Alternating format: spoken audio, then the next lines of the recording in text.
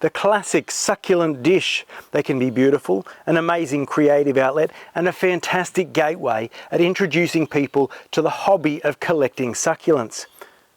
But they can also look pretty miserable in a very, very short period of time. And that's because when creating a succulent dish, sometimes we neglect to remember that these things are plants, they're living things, and they've got very specific care needs. And so today, I want to talk all about how you can put together a succulent dish that not only looks good, but also will keep your plants happy. Because as far as I'm concerned, that's the number one thing that we need to keep in mind. Now, when we're putting together a succulent dish, at the forefront of our mind typically is aesthetics. How do these plants look together? I'm pretty happy with this arrangement of Haworthias here. I reckon they go well. There's a variety of textures, a variety of shapes, variety of colours. It works out pretty sweetly.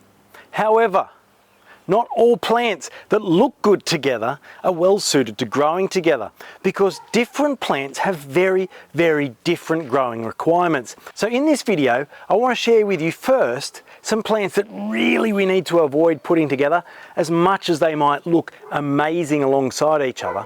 And then I'm going to show you some plants that are really well suited together, and I might even pot them up and show you how they're going to look. Something that we might be able to come back and revisit in 6 months, 10 months, 15 months and see, did it work? Did it not work? So let's start by looking at some plants that I would avoid planting together. I'm going to start by sharing with you 5 plants. Of these 5, only 2 are suited to being paired with each other. And I'll explain why in a second, but you might want to test yourself, see if you can pick the 2. So let's have a quick look. I'll tell you what the plants are, and then after that, I'll tell you which 2 are going to work okay together, despite their aesthetics. All right, our first plant is a Trichocereus hybrid, little green cactus. See plenty of these things going in succulent dishes around the place. The second plant is a Pachyphytum cultivar. This is Pachyphytum baby fingers. Nice bluish green, delicate little thing. Quite beautiful, and I'm sure would look great in many a succulent dish. The third plant is Haworthia truncata with these beautiful disticus leaves. Quite unique, not something you'd often see, but I reckon it's a bold, striking structural feature plant that would look good in a succulent dish. Then we've got a 3-headed Echinocereus rigidissimus rubispinus. Beautiful pink spines, an absolute delight. And that colour would really bring something to whatever we were creating. And then last of all, we've got this little Lithops julii, a double-headed thing. Again, a very cute addition, I'm sure, to any succulent collection. So have a quick think, which of those 2 plants do you reckon could go together? All the others wouldn't work together at all. The answer is these 2. And I actually do think they would look really well suited together with that mix of colours and the blend of textures. I reckon a succulent dish featuring these 2 would be quite a showstopper. Let me tell you why these 2 go together. It's because they've got very similar watering and growing requirements. They're both summer growing plants. That means that they want to be watered over the summer, and they don't really want a great deal of water over the winter time. And that's really the most predominant reason why we should avoid putting some plants together with others, because their growing seasons differ. The Haworthia truncata, for example, is a winter active plant. It goes dormant over the summertime. And so if you're watering it alongside this one, there's a very high chance that one of the 2 is going to rot because they don't want water at the same time of year. And then you've got the Lithops, and Lithops are super finicky at the best of time, even just in their own pots. They have a very demanding watering cycle. It changes through each season. Sometimes you need to withhold water altogether. Sometimes you need to water them very, very sparingly. Whereas a plant like this one wants to be watered over the summer, this one will die almost instantaneously if it's watered over the summertime. And so these 2 plants are completely ill-suited. Well, what about these 2, you ask? Surely if this one is winter growing, we can give this one some water in the wintertime? No, Lithops, if they get water in the wintertime, that's when they start to shed their old leaves. They go through this cycle every year. And if they get watered in the wintertime, they can't shed their leaves. They stay too fully hydrated, their leaves start to stack up, and it opens them up to all sorts of issues. So no, you can't put these two together at all. And why have I said not to pair a Trichocereus with these plants? They're summer growing. Surely I could put them in a pot with some other summer growing plants. And yeah, you absolutely could. That's totally fine. But this thing will grow rapidly, and in no time at all, you'll have a plant that's not this big, but this big. And I don't know that that's necessarily going to sit well with the long-term aesthetic value of your pot. You're going to have to rip it all apart anyway. So really what you're going to want is some nice, low, slow-growing plants rather than things that'll turn into monsters without any hassle whatsoever. And so that's why the Echinocereus and the Pachyphytum are good candidates to go together where all the others probably aren't particularly well suited. Now, if you're unsure, one of the easiest things you can do is just put similar plants together. There's no reason, for example, you couldn't have a whole dish of different coloured lithops together. There are a couple of species that are trickier than others and a few that have slightly different watering needs, but they are rarer in cultivation. And you're probably not going to go too far wrong if you just get a whole bunch of different coloured lithops, put them in a pot and water them all together. And it's the same thing with Haworthias, and it explains why in this pot I've got 3 species of Haworthias, or what used to be called Haworthias. You've got Haworthia cooperi, you've got Haworthia magnifica here, and at the back you've got Haworthia or Haworthiopsis attenuata it's now called, and they all grow really happily together. They've got very similar light requirements, and I've had this thing going now for probably close to a year, and there aren't any major issues, although maybe this little guy doesn't have any roots. I might get rid of him. But overall, plant health is good. Plant appearance I'm relatively happy with, and I can even see this one here is getting ready to flower, which suggests to me that it's quite happy indeed. So when in doubt, keep like together, but you don't have to. We can get a little bit more complex than that, and that's what I'm going to share with you now.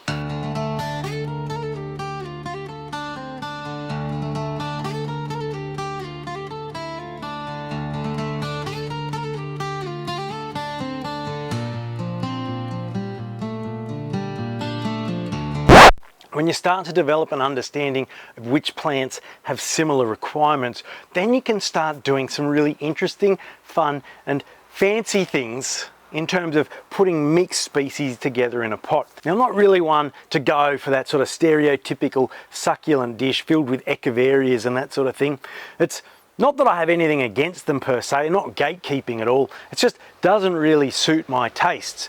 I'm more of a replicate habitat kind of guy. And so today I'm going to share with you the process and the plants that I've chosen, putting 3 different species together, and I'm going to try and replicate South African habitat. I've got 3 different species of plants, and I know that they've got all very similar watering and light requirements, and that makes them an ideal candidate to mix them up in a single pot. So let me share them with you. First of all, I've got this one here.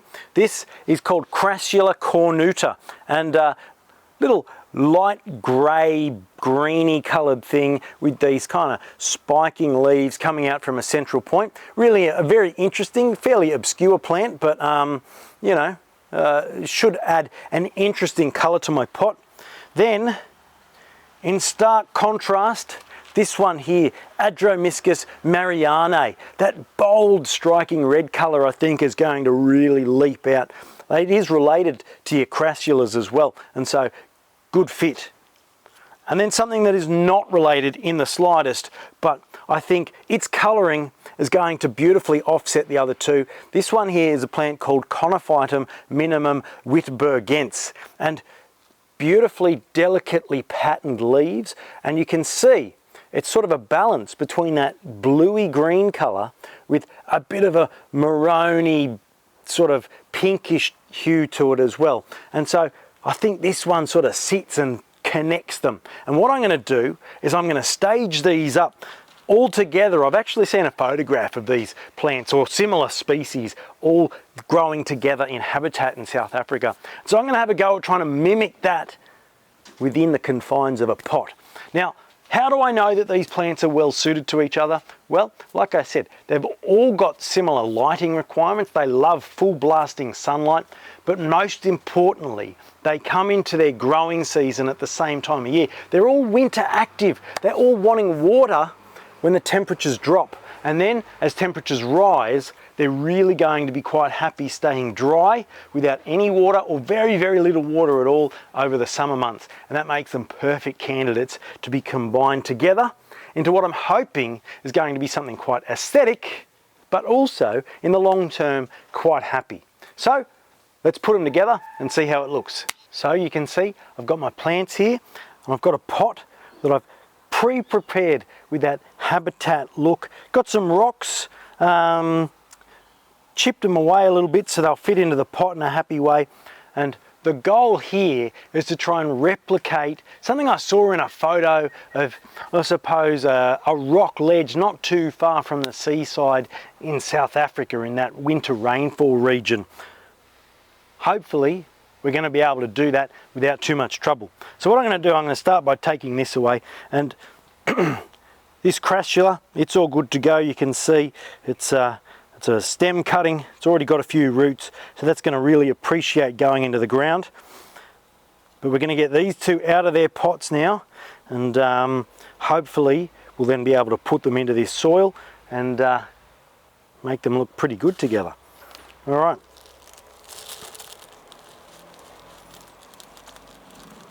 Ooh. Okay. Roots on this guy, not too extensive, but pretty happy and healthy. And then I grew this one from seed, so hopefully it's pretty happy too. All right. Beautiful. Now, what I'm going to need to do is clear back some of the soil around here. So I've got a bit of space. So we'll take those rocks out.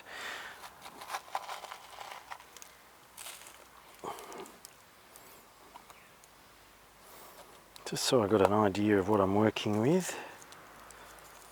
All right. I reckon that's going to be good over there. What do we reckon? I guess we'll find out soon enough. The Adromischus maybe in the middle. And then the Crassula coming up out of the cracks over here. And of course, these being plants, they are going to grow. They're going to fill into this space. And so I don't necessarily want them to be completely pushed up against each other. Something just to keep in mind. All right, so as far as appearance goes, I reckon that's pretty good. Can I fit my rock back in with those plants there? It's going to be a tight squeeze. That Crassula is looking fine, but the other two are a bit squishy. All right, I think we need a new plan. Don't think the Conophytum is going to fit. So, what if instead excavate up this end, there's a little bit more room, and we reverse the order. Conophytum goes up here, and then the other two occupy the smaller spaces around them. That hopefully is going to work a little bit better. So we can stick Crassula in that gap, and the Adromischus sneaks in between them, like so. How does that look? A little bit squeezy. Might look better once we've got a bit more space. I'm losing leaves off this Adromischus. That's all right. They will take root. That will actually be a fantastic thing that I can continue to do as I construct this thing. All right.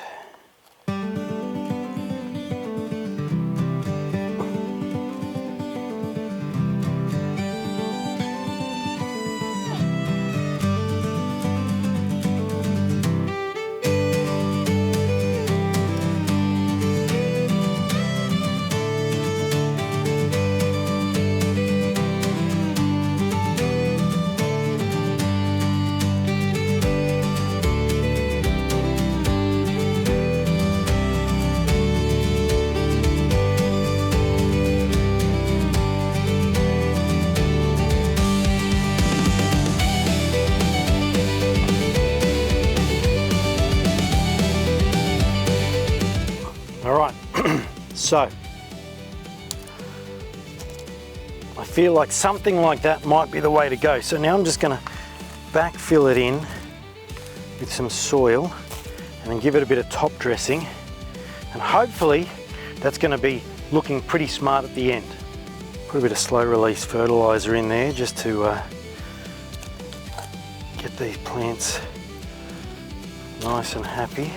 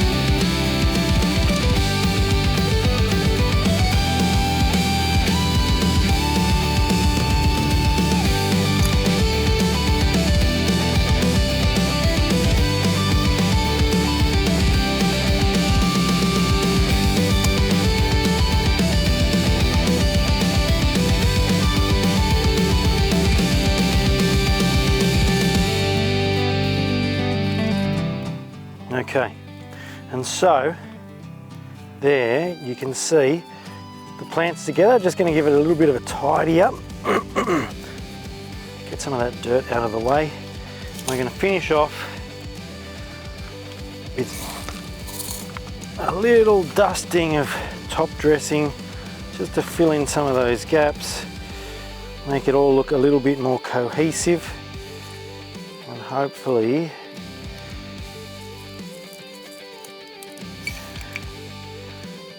it'll come together and look very, very neat and smart after these plants have had a little bit of time to grow together. But it's going to be really interesting to see how this looks in about a year's time, because that will be the most telling thing. Are these plants happy together, or have I sold you a lie? Have I steered you wrong? Hopefully not. I reckon we're going to find with these three particular species and a bit of time, it's going to end up being a beautiful and interesting little mix. I actually think this Conophytum needs a bit more space. I think it needs to go around the back. Maybe over here.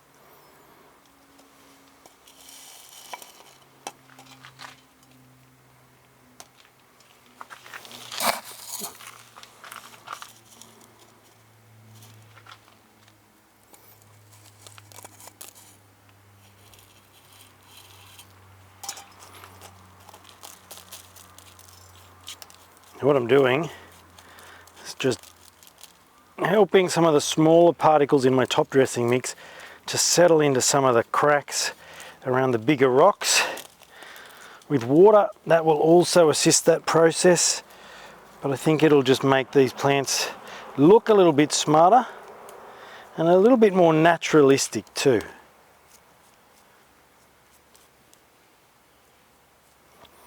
Now I've got an Adromischus leaf. I'll chuck that in there for good measure and let that take root.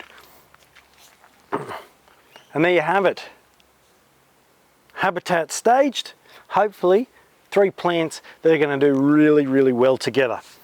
No guarantees, of course, in anything related to plants, but if we consider the plant needs when we're putting together our mixed species dish or pot, you give them a much greater chance of success. And of course, if the plants are happy, the pot's going to look so much better too. And so that plant health feeds directly into the aesthetics of whatever you've created. And in the long term, why create something that's only going to be beautiful for a couple of weeks or months when you can create something that's going to stay looking vibrant and very happy for years and years to come?